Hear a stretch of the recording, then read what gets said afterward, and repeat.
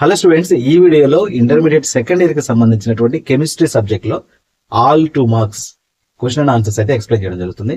Both AP and Telangana state కి సంబంధించి already మన ఛానల్లో ఇంటర్ ఫస్ట్ ఇయర్ ఫిజిక్స్ కి సంబంధించి 2 మార్క్స్ 20 అవుట్ ఆఫ్ 20 చేయాలంటే అన్ని క్వశ్చన్స్ ఎక్స్ప్లెయిన్ చేయడం జరిగింది అనమాట. టెక్స్ట్ బుక్ లో ఉన్న ఒక్క క్వశ్చన్ కూడా వదలలేదు. అండ్ అలాగే సెకండ్ ఇయర్ ఫిజిక్స్ కి సంబంధించి కూడా చేశాము. అండ్ ఆ తర్వాత ఫస్ట్ ఇయర్ కెమిస్ట్రీ నిన్నే అప్లోడ్ చేశాము. ఇది సెకండ్ ఇయర్ కెమిస్ట్రీకి సంబంధించి. అంటే నా ఇంటెన్షన్ ఏంటంటే ఎవరైతే 60 అవుట్ ఆఫ్ 60 గెయిన్ చేయాలో వాళ్ళందరికీ కూడా ఈ వీడియో ఖచ్చితంగా ఉపయోగపడుతుంది. అండ్ దెన్ ఎవరైతే ఈజీగా పాస్ అవ్వాలో 2 మార్కుల ప్రశ్నలు 10 ఉంటాయి. 1 వర్డ్ ఆన్సర్ రాసినా మీకు తెలిసినటువంటి ఆన్సర్ అందులో ఇరికించి రాసినా సరే మీకు 2 మార్కులు వస్తాయి. కాబట్టి ఓకేనా, ఒక ఎస్ఏ టైప్ క్వశ్చన్ చదివే అంత టైంలో ఒక చాప్టర్ లో ఉన్నటువంటి కంప్లీట్ 2 మార్క్స్ అని చదివేయచ్చు. ఓకేనా, సో కాబట్టి 2 మార్క్స్ లో ఎక్కువ మార్కులు గెయిన్ చేయడం కోసం అవకాశం ఉంటుంది. ఈ వీడియో ఖచ్చితంగా కంప్లీట్ గా చూడండి. అండ్ ఛానల్ సబ్స్క్రైబ్ చేసుకోకపోతే సబ్స్క్రైబ్ చేసుకోండి. ఏమైనా డౌట్ ఉంటే కింద కామెంట్స్ లో తెలియచేయండి. చాలా మంది నేను ఈ డిస్క్రిప్షన్ లో ఉన్నటువంటి పీడిఎఫ్ ఎక్కడ అవైలబుల్ గా ఉంటుందో కూడా నేను విషయాలు చెప్తున్నాను. అయినా సరే మాకు పీడిఎఫ్ పెట్టండి అని కామెంట్స్ వరుసగా వచ్చేస్తాయి అనమాట. వీడియో చూస్తే అసలు ఆ పీడిఎఫ్ ఎక్కడ ఉంటుందో తెలుస్తుంది. అండ్ దాన్ని ఎలా డౌన్లోడ్ చేసుకోవాలో తెలుస్తుంది అనమాట. సో కాబట్టి కంప్లీట్ గా వీడియో చూడండి. ఈ పీడిఎఫ్ కూడా మీకు ప్రొవైడ్ చేస్తాను. ఆల్రెడీ ఫస్ట్ ఇయర్ ఫిజిక్స్ సంబంధించి పీడిఎఫ్ ఇచ్చాను, సెకండ్ ఇయర్ ఫిజిక్స్ సంబంధించి ఇచ్చాను, first year physics, first year chemistry, second year chemistry కూడా ఇస్తాను. కాబట్టి జస్ట్ మీరు కావాల్సింది ఏంటంటే సబ్స్క్రైబ్ చేసుకోండి. ఛానల్ మీ ఫ్రెండ్స్ కూడా కొద్దిగా సజెస్ట్ చేయండి. మనం ఎప్పటి నుంచో ఫిజిక్స్ వీడియోస్ చేస్తున్నాం. అండ్ అన్ని సబ్జెక్టుల వీడియోస్ అయితే మన ఛానల్లో ఉంటాయి. అది మాత్రం గుర్తుపెట్టుకోండి. మీకు ఐపీలో మంచి మార్కులు రావాలి, మంచి స్కోర్ తీసుకొచ్చుకోవాలి. అండ్ ఫెయిల్ అవుతాం అనుకున్నటువంటి స్టూడెంట్స్ కూడా భయపడకుండా ఈజీగా చదివి పాస్ అయ్యడానికి ఛాన్సెస్ ఉన్నటువంటి అవకాశం ఉంటుంది. కాబట్టి ఫాలో అవుతుండండి. I wishing very good luck. And ఇక మన వీడియోలోకి వెళ్దాం. సో మనకి తెలిసాను కదా, 2 మార్క్స్ విషయంలో 10 క్వశ్చన్స్ అడిగినట్లయితే 10 కి 10 రాయాల్సి ఉంటుంది. అది ఏపీ అయినా తెలంగాణ స్టేట్ అయినా సరే నో చాయిస్ అనమాట. సో 2 మార్క్స్ విషయంలో ఎలాంటి చాయిస్ లేదు. కాబట్టి ఖచ్చితంగా 10 క్వశ్చన్స్ అటెంప్ట్ చేసేలాగా మీ ప్రిపరేషన్ ఉండాలా. సో అప్పుడే మీకు 20 మార్క్స్ అయితే ఈజీగా వస్తాయి అనమాట. సో 20 అవుట్ ఆఫ్ 20 తెచ్చుకోవడం కోసం ఈ వీడియో ఖచ్చితంగా ఉపయోగపడుతుంది. సో చదవండి. ఫస్ట్ ఈ వీడియో చూసిన తర్వాత ఇందులో ఉన్నటువంటి చదివిన తర్వాత మాత్రమే మీరు ఈ క్వశ్చన్స్ ఆన్సర్స్ నేర్చుకున్న తర్వాత మాత్రమే మీరు వేరేవైతే నేర్చుకోండి. అది నా సజెషన్. ఓకేనా, సో మీ అందరికీ కనిపిస్తుందా? క్లియర్ గా కనిపిస్తుందని అయితే నేను అనుకుంటున్నాను.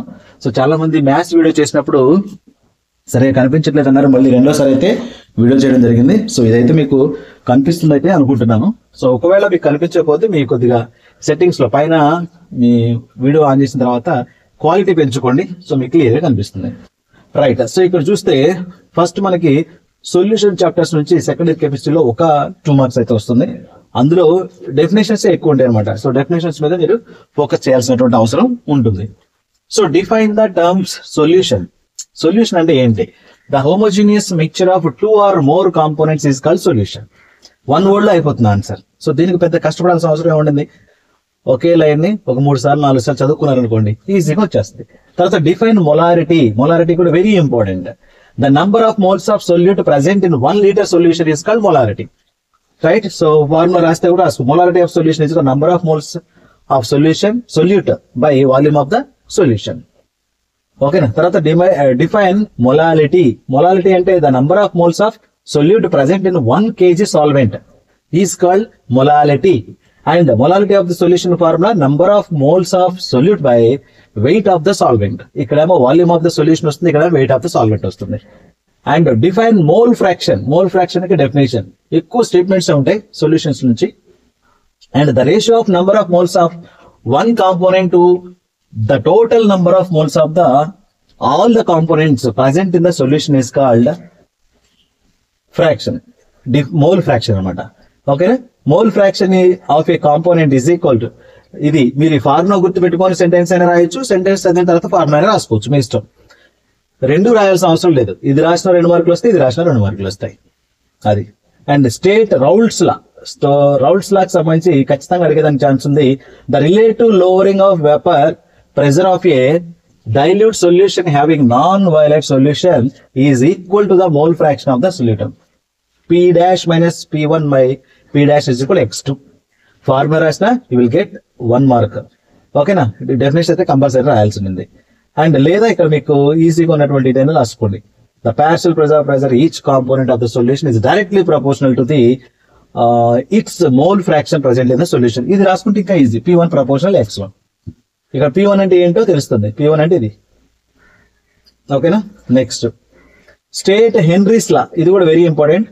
So the partial pressures of the gas in vapour phase is directly proportional to the mole fraction of the gas. So that is P proportional X, P is equal KH into X అవుతుంది. Okay. And next define osmotic pressure.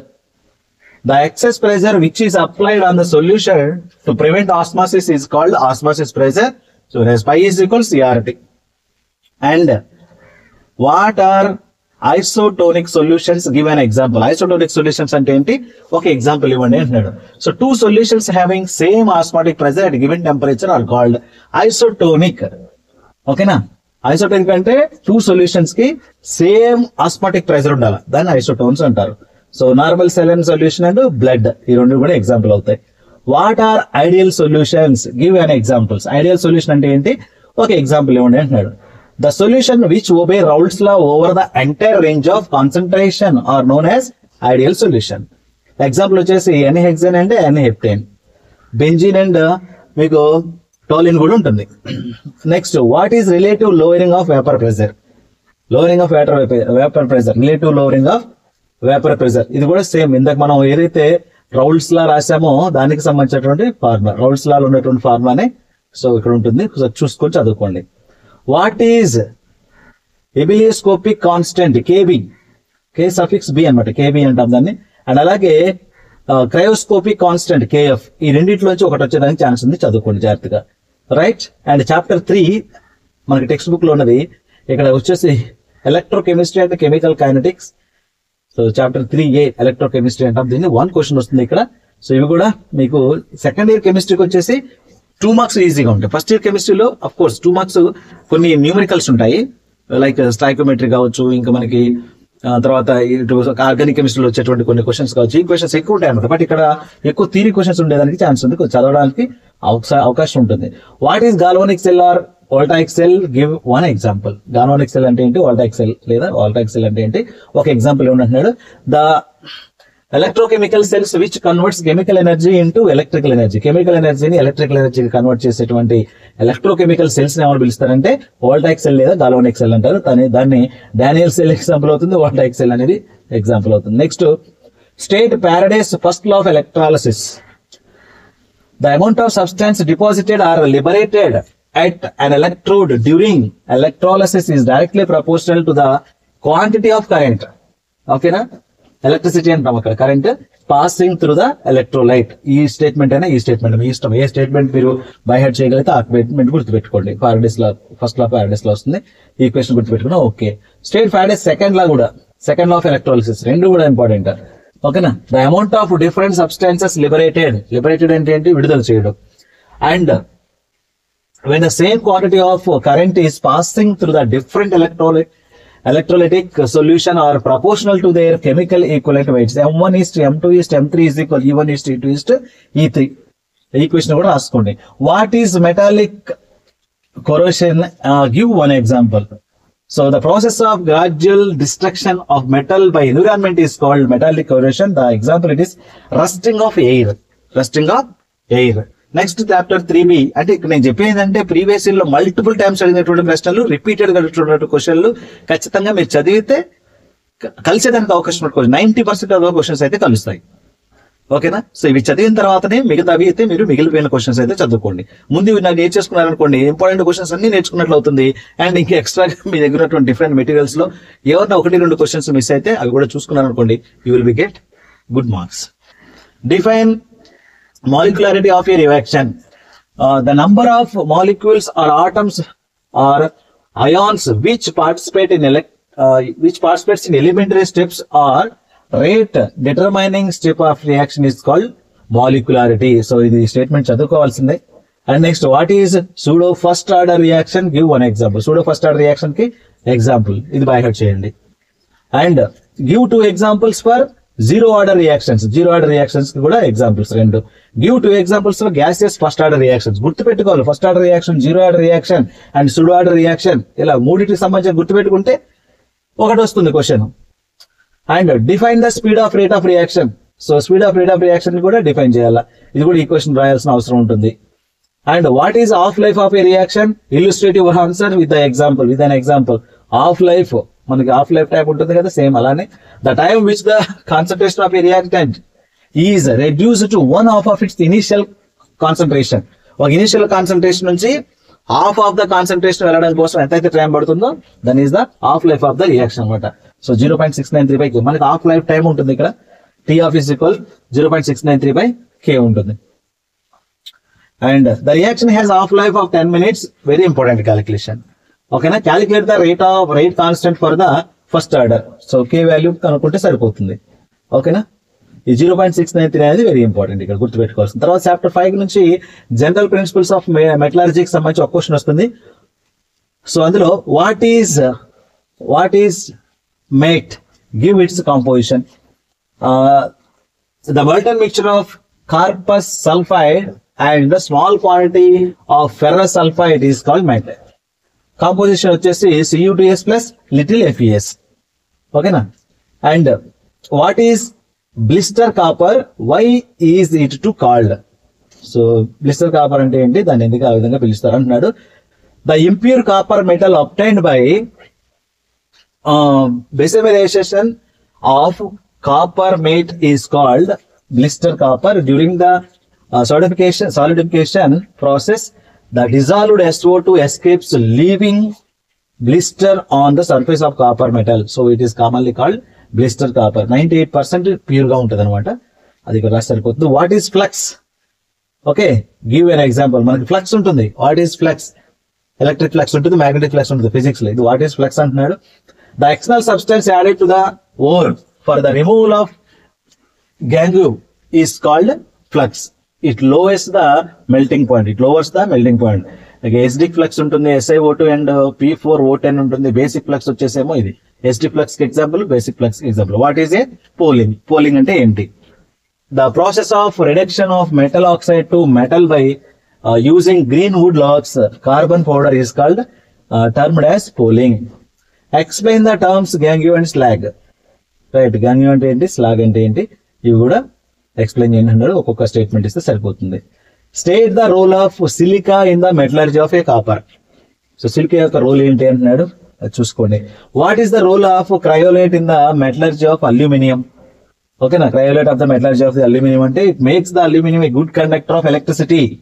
It lowers fusion temperature for 2323 Kelvin to about 140 Kelvin.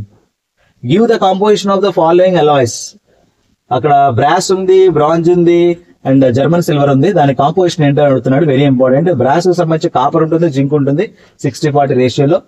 And bronze లో వచ్చేసి copper 75 to 90 ఉంటుంది. And SN వచ్చేసి 10 to 25% ఉంటుంది. అలాగే German silver కి copper ఉంటుంది, nickel ఉంటుంది, జింక్ ఉంటుంది. సో అవి కూడా చూసుకోండి. అండ్ ఇక్కడ right any 2 ores with formula of the following metals. Aluminium కి సంబంధించి జింక్, ఐరన్, కాపర్. సో వీటికి సంబంధించి ఫార్ములాస్ రాయాల్సి ఉంటుంది. ఓకేనా, ores with formula. Okay, so aluminium ore వచ్చేసి బాక్సైట్, గిబ్సైట్. సో దానికి సంబంధించిన ఫార్ములా చూసుకోండి ఇవి. ఓకేనా, ఈ పీడిఎఫ్ నేనైతే మీకు ప్రొవైడ్ చేస్తాను, don't worry. But you have to ఒకసారి విన్నట్లయితే మీకు ఈజీగా తెలుస్తాయి అనమాట. చదువుకునేటప్పుడు ఈజీ అనిపిస్తాయి. ఓకేనా, నెక్స్ట్ చాప్టర్ 6 లోకి వచ్చాం. చాప్టర్ 6 కి సంబంధించి ఇక్కడ P block elements group 15 to 18 elements ఉంటాయి. 1 లేదా 2 క్వశ్చన్స్ అయితే వచ్చేదానికి ఛాన్స్ ఉంది. What is inert pair effect? Inert pair effect అంటే ఏంటి? The reluctance of NS electrons towards bond formation is known as the inert pair effect. Okay, గుర్తుపెట్టుకోండి, very important. What is allotropy? Give the allotropes of phosphorus.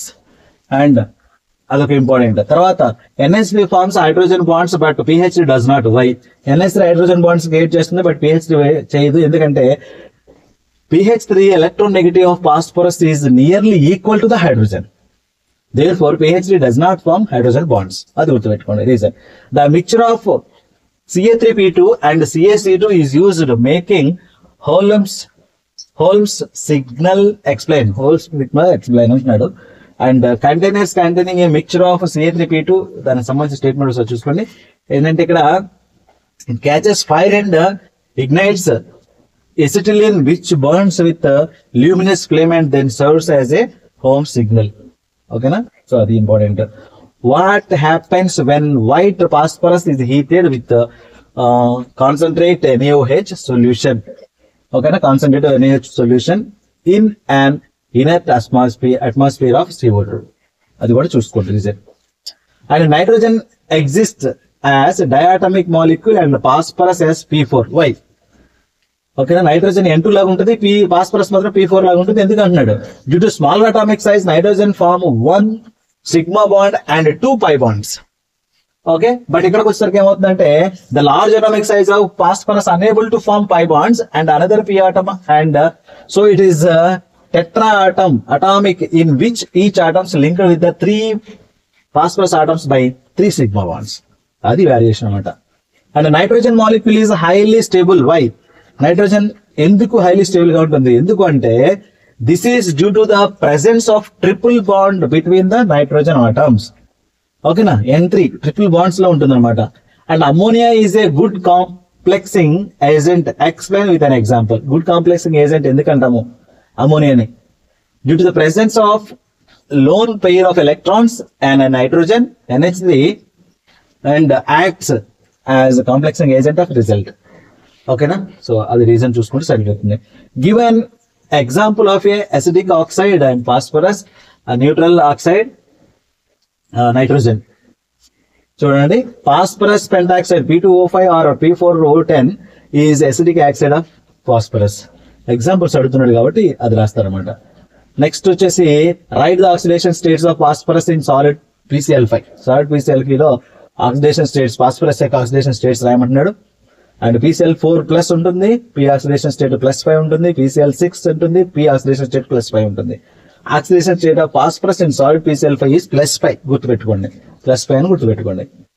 And next group 16 elements సంబంధించింది కూడా ఉంటుంది ఇందులో. Group 16 elements క్వశ్చన్లు కూడా చదవాల్సి ఉంటుంది. What is tiling of mercury, how is it removed? Tiling of mercury అంటే ఏంటి, దాన్ని ఇలా రిమూవ్ చేస్తారు. ఓకేనా, చదవాలి. It is removed by shaking it with water. It is removed by shaking with water. దీనికి రాస్తే వాటర్ లో షేక్ చేయడం వల్ల అది రిమూవ్ అయిపోతుంది అనేది రాస్తే 1 మార్క్ ఉంటుంది. ఓకేనా. అండ్ నెక్స్ట్ గుర్తుపెట్టుకోండి, why is H2O a liquid while H2S is a gas? H2O ఏమో లిక్విడ్ లాగా ఉంది, H2S మాత్రం గ్యాస్ లాగా ఉంది. ఎందుకన్నాడు? H2O is a liquid due to presence of intermolecular hydrogen bonds while H2S is a gas because it does not have such type of bonds. Intermolecular hydrogen bonds అనేవి H2O లో ఉంటాయి, but H2S లో మాత్రం ఉండవు. అందుకని అది gaseous state లో ఉంటుంది. Give the hybridisation of sulphur in the following. SO2, SO3, SF4 వీటికి హైబ్రిడైజేషన్ రాయాల్సి ఉంటుంది. sp2, sp2. సో వాటి ఇవే కాదు, వీటిలో ఏదైనా మీకు కెమికల్ ఫార్ములా ఇచ్చి వాటికి సంబంధించిన హైబ్రిడైజేషన్ అయితే అడగొచ్చు. చూసుకోండి కొన్నిటికి సంబంధించి. SO2 can be use as an antichlor. ఓకేనా, explain. The substance which removes excess of chlorine is called antichlor in the presence of moist SO2 chlorine liberated as HCl.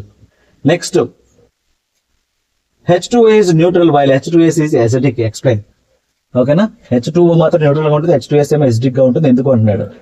SH bond is weaker than OH bond because the size of S atom is bigger than that of oxygen atom. Hence H2S can be dissociated to give H+ ions and aqueous solution. Okay. And how does ozone react with ethylene? Ozone కి ethylene తో ఏ విధంగా react అవుతుంది అంటున్నాడు. ఈ question గుర్తుపెట్టుకోండి. Next group 17 elements సంబంధించి. Group 17 కూడా ఈ చాప్టర్ పెద్దది, అందుకే 1 లేదా 2 క్వశ్చన్లు వస్తాయి. 2 దాకా వచ్చేదానికి ఛాన్స్ ఉంది. Write the reaction between fluorine and chlorine with water. Chlorine water తో ఏ విధంగా రియాక్షన్ జరుగుతాయి, ఈ 2 రాసుకుంటే సరిపోతుంది. Next, how is chlorine manufactured by Deacon process. ఓకేనా, క్లోరిన్ ఏ విధంగా మ్యానుఫ్యాక్చర్ చేస్తారు అదొక ఈక్వేషన్ రాస్తే. HCl ని ఆక్సిజన్ తో యాడ్ చేసినప్పుడు CuCl2 తో చర్య జరిపి 2Cl2 2H2O వస్తుంది. అది చూపించుకోవాలి. H is a liquid while HCl is a gas. Explain. So ఇలాంటి కాన్సెప్చువల్ థింకింగ్ సంబంధించినటువంటి క్వశ్చన్స్ అడిగేదానికి ఛాన్స్ ఉంది. ఇందులో ఉన్నవి అడుగుతాడు కాబట్టి ఈ నేను చూపించినటువంటి క్వశ్చన్ సంబంధించినటువంటి ఆన్సర్స్ గ్యారంటీగా నేర్చుకోండి, పక్కా నేర్చుకోండి, మీకు మార్కులు వస్తాయి అనమాట.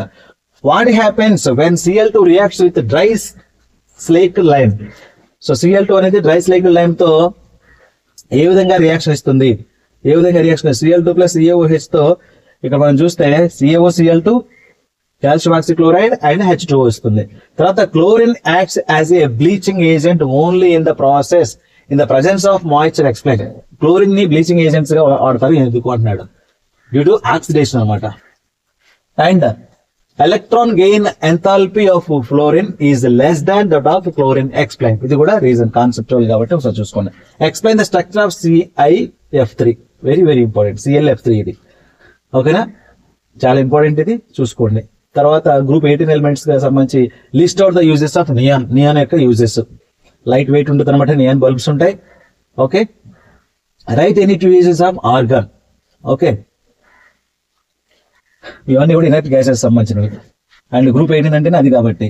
In modern driving apparatus the mixture of helium and oxygen is used by modern driving apparatus. So ఎందుకని ద మిక్చర్ ఆఫ్ ఆక్సిజన్ కానీ helium used as driving apparatus by deep sea divers because of low solubility of helium compared to the nitrogen.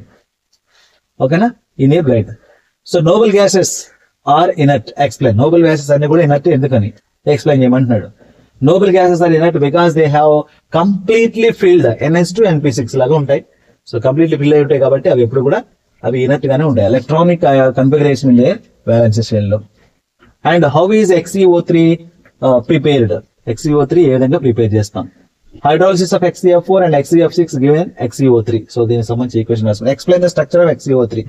ఓకేనా, XeO3 structure రాసుకోండి. XeO4 prepared, describe its molecular shape. Molecular shape ఎలా ఉంటుంది అంటే square pyramidal shape ఉంటుంది. Square pyramidal. దీనికి సంబంధించి XeOF4 కి సంబంధించి.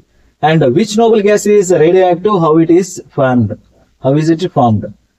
So radon is A radio active element. Radon అయితే రేడియో యాక్టివ్ ఎలిమెంట్ అనమాట. అది ఏ విధంగా ఫామ్ అవుతుందో కూడా ఇక్కడ రాశారు. Give any 2 uses of helium. Helium యొక్క 2 యూజెస్. తర్వాత చాప్టర్ 7 వచ్చేసి ఇక్కడ కూడా మనకి D and F block elements ఉంటాయి. So D and F block elements నుంచి కూడా మనకి 2 మార్క్స్ ఒకటి, అంటే మొత్తం మీద 2 మార్కులు వస్తున్నాయి కాబట్టి చూసుకోండి. వై Zn+2 ఈజ్ డయామాగ్నెటిక్ వెరాజ్ Mn+2 is paramagnetic. Mn+2 paramagnetic అవుతుంది, డయామాగ్నెటిక్ అనేది Zn+2 అవుతుంది. ఎందుకు అంటున్నాడు ఇక్కడ? ఎందుకంటే Mn+2 ions unpaired electrons are present in the orbitals, d orbitals. Zn+2 ions మాత్రం unpaired electrons are not present in the d orbitals. So అది రీజన్ అనమాట. అండ్ నెక్స్ట్ వచ్చేసి calculate the spin only magnetic moment of Fe+2. Okay, so mu is equal to root of n into n+2. So చేయండి, దాన్ని బట్టి వచ్చేస్తున్నారు. తర్వాత aqueous 3O+2 ions are blue in color, whereas aqueous Zn+2 ions are colorless. Why? ఎందుకంటే U+2 has an unpaired electrons in d orbitals, Zn+2 have paired electrons in the d orbitals. కాబట్టి అవి colour గా ఉంటాయి, ఇవేమో colour గా ఉండవు.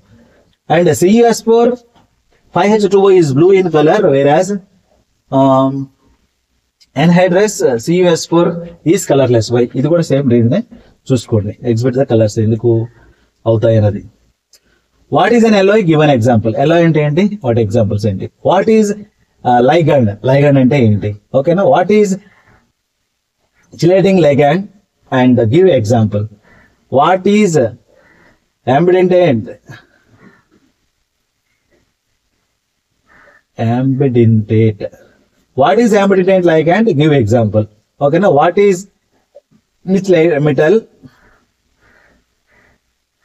What is make metal and give its composition and uses. And scandium is a transition element but zinc is not. Why? చిన్న చిన్న reasons ఉంటే చేసుకోండి. And what is lanthanide contraction? Lanthanide contraction అంటే ఏంటి? What are coordinate components? Coordination of components give example. Okay, and 2 reactions అనమాట transition metal సంబంధించి with catalysts.